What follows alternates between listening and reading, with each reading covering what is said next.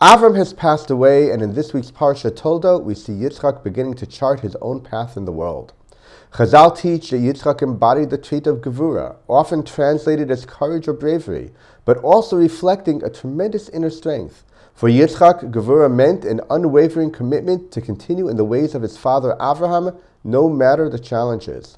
When famine struck the land, Yitzchak traveled to Gerar and considered going down to Egypt, just as Avram had done. But God appeared to him and commanded him to remain in the land. Yitzchak obeyed, yet his time in Gerar was far from easy. The Torah describes how Yitzchak prospered in Gerar, becoming wealthy and successful. This aroused the jealousy of the local inhabitants, who responded not with passivity, but with hostility.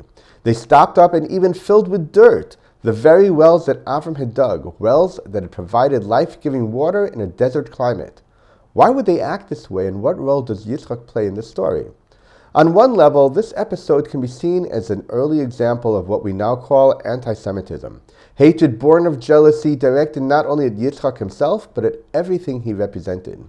Unable to harm him directly, since Avimelech, their king, expressly forbade it, they turned their anger against the good that Avram had brought into the world. Because Yitzchak so resembled his father, they vented their hatred on all the kindness Avraham had done for them, digging wells and providing water in a desert climate where water was scarce and hard to come by. Their hatred drove them to act irrationally, even against their own interests. In trying to hurt Yitzchak, they only ended up hurting themselves by depriving themselves of life-giving water. The Ramban teaches us Ma'aseh Avot Siman Labanim.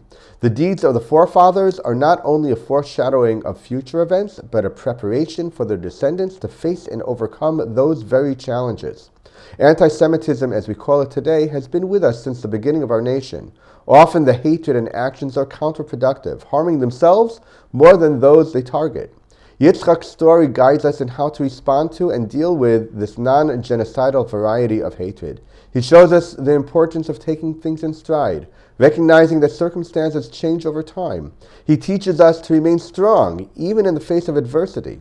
And perhaps most importantly, he reminds us that not every battle is worth fighting, and to know how and when to pick the battles.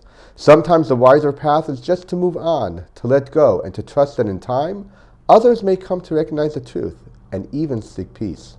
Yitzchak is there not only to guide us through the minefield of anti-Semitism, but also to strengthen our hearts with the knowledge that God is quietly at work behind the scenes, helping us navigate, endure, and ultimately overcome.